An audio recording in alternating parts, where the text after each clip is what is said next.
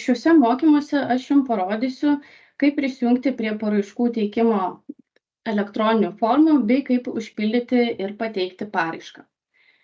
Visų pirma, norint patekti į paraiškų pildymo sistemą, jums reikėtų eiti į jena.lt puslapį, kvietimai teikti paraišką skiltį ir prisijungti prie paraiškų teikimo elektroninių formų.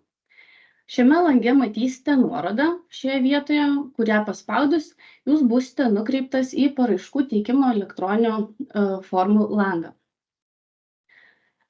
Atsidarius, jūs matysite visus Lietuvos energetikos agentūros paskelbtus kvietimus. Šioje vietoje jums reikės pasirinkti kvietimą, kuris jums bus aktualus. Antrasis kvietimas saulės elektrinėms įsirengti yra skirtas įmonėms, ūkininkams ir atsinaujinančių išteklių energijos bendrijoms, kai bent vienas dalininkas yra labai mažai arba maža įmonė ar šį statusą atitinkantis ūkininkas. Trečiasis kvietimas yra skirtas atsinaujinančių išteklių energijos bendrijoms, kurios tarp dalininkų neturi labai mažų ar mažų įmonių ar šį statusą atitinkančių ūkininkų.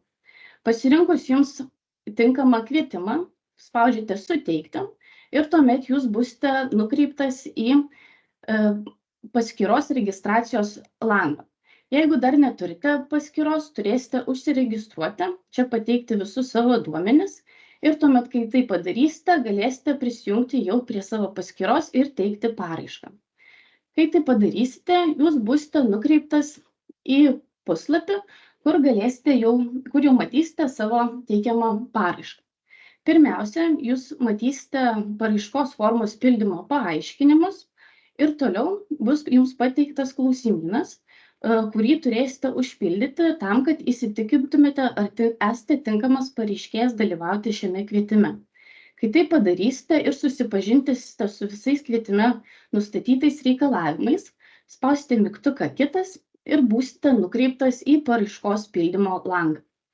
Šioje vietoje jums reikės nurodyti paraiškos pildymo datą, bei taip pat nurodyti, kokio tipo pareiškėjas esate. Juridinių asmenų atveju jums reikės nurodyti pareiškėjo pavadinimą, juridinio asmens kodą ir taip pat informaciją apie juridinę asmenį tikrąjį savininką, kuris yra užsienyje registruotas fizinis asmuo. Ūkininkų atveju jums reikės nurodyti pareiškėjo vardą ir pavardę bei ūkininko asmens kodą. Toliau reikės nurodyti pareiškėjo kontaktinius duomenis, tai yra adresas, telefono numeris, elektroninio pašto adresas ir galiausiai banko ar kitos kredito įstaigos sąskaitos numeris, kuris bus naudojamas atsiskaitant už įgyvendintą jungtinio projektą. Toliau turės būti pateikiami kontaktinio asmens duomenys, su kuriuo bus bendravima vertinant paraišką. Tai yra jo asmens pareigos, vardas, pavardė bei kontaktinė informacija. Jungtinio projekto veiklos ir planuojamos išlaidos dalyje jūs turėsite užpildyti jungtinio projekto išlaidų skaičiavimo lentelę. Šioje lentelėje jums reikės užpildyti tiktais A stulpelį, jame nurodant planuojamos įrengti saulės elektrinę suminę galią. Kaip pavyzdį galime įvesti 50 kW. Taip pat atkreipiu dėmesį, kad šioje vietoje jums vietoj kablelio reikia naudoti tašką. Kai įvesite saulės elektrinę suminę galią, lentelė automatiškai paskaičiuos skiriamo finansavimo dydį, kuris yra nurodytas langelį. Toliau po lentelę jums reikės dar kartą pakartoti saulės elektrinę suminę įrengtąją galią kilovatais, bei taip pat prašoma skirti finansavimo dydį eurais, kuris yra paskaičiuotas šioje vietoje. Toliau turėsite pasirinkti apskritį, kurioje bus įgyvendinamas projektas ir nurodyti nekilnojamo turto objekto, kuriame bus įrengiama saulės elektrinė adresą, unikalų numerį, taip pat saulės elektrinės įrengtąją galią kilovatais ir taip pat kokio tipo planuosite įsirengti saulės elektrinę. Tai yra ar gaminančio vartotojo ar gamintojo. Jeigu planuosite įsirengti saulės elektrinę keliose nekilnojamo turto objektuose, šioje vietoje turėsite paspausti taip ir tuomet vėlgi užpildyti tą pačią informaciją kaip ir aukščiau apie įrengiamą saulės elektrinę. Toliau paraiškoje jums reikės nurodyti, ar jūsų įrengiama saulės elektrinė yra susijusi su įsteigtomis ar potencialiomis Natura 2000 teritorijomis. Jeigu nurodysite taip, jums reikės pateikti su paraiška saugomos teritorijos atsakingos direkcijos išvadą. Jeigu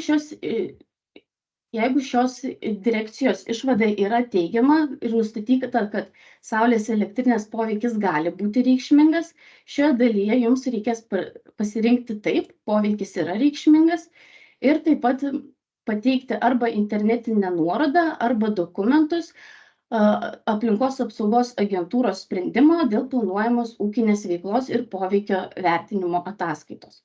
Jeigu vis tik tais nurodoma, kad jūsų elektrinė turės poveikio Natura 2000 teritorijoms, aukščiau grįžus pasirinkite ne ir galima pereiti prie tolimesnės paraiškos pildymo.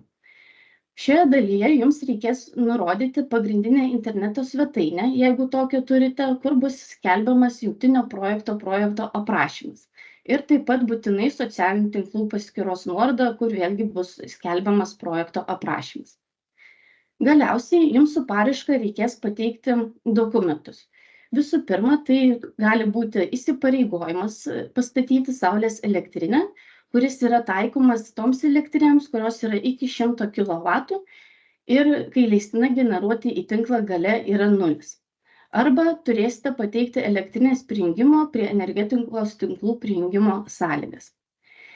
Jeigu įgaliosite kitą fizinį asmenį ar juridinį asmenį atlikti veiksmus su paraiškos pateikimu ar projekto įgyvendinimu, šioje vietoje jums reikės pateikti įgaliojimą.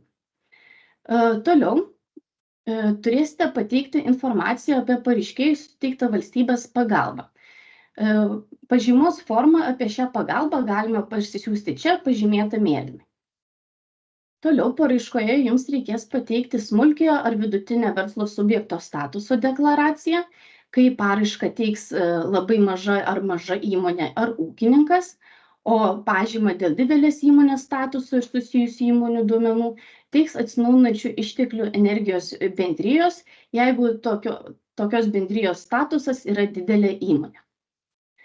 Ūkininkai turės pateikti taip pat ir finansinės atskaitomybės dokumentus, tai yra balanso ir pelno nuostolių ataskaitas šioje dalyje. Jeigu bus numatyta, kad jūsų nuosavas įnašas įsirengiant saulės elektrinę viršys 10 000 eurų, šioje dalyje jums reikės pasirinkti taip ir taip pat pridėti nuosavą įnašą pagrindžiančius dokumentus. Tai gali būti banko paskola arba akcininkų sprendimas suteikti lėšas jungtinio projekto įgyvendinimui. Galiausiai, šioje vietoje jums reikės pažymėti, kad patvirtinate, kad laikysitės reikalavimų dėl statybinių atliekų susidarymo ir tvarkymo. Ir taip pat pažymėti turėsite, kad pridedate pasirašytą pareiškėjo deklaraciją. Šią pareiškėjo deklaraciją galite parsisiųsti šioje vietoje, ją užpildyti, pasirašyti ir pateikti šioje dalyje. Kai būsite užpildęs paraišką, jūs ją galėsite išsaugoti kaip projektą, jeigu dar norėsite ką nors tikslinti, o jeigu jau visa paraiška bus tinkamai užpildyta, galėsite pateikti formą.